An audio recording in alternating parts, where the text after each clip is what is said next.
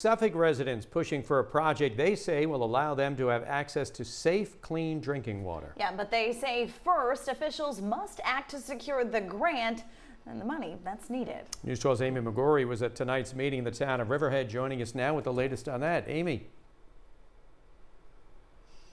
Yeah, good evening. You know, the residents here, they're concerned. They're saying the clock is ticking for this grant application to be submitted, and they're concerned that it needs to get pushed through.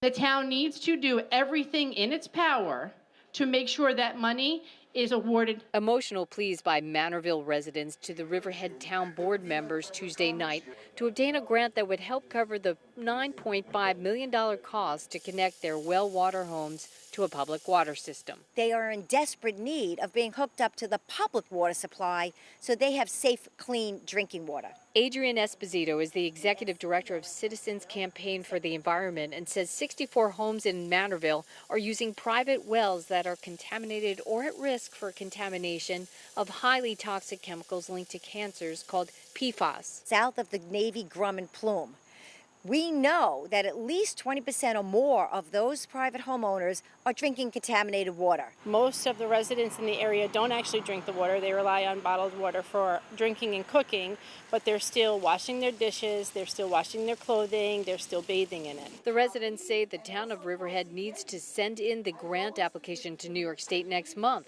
They say the holdup is that the town must demonstrate that they have the capacity to provide the residents water, and the way to do this is to form an agreement with Suffolk County Water Authority, something that is not currently in place. The town cannot apply for the grant without demonstration of water capacity because it will not be granted.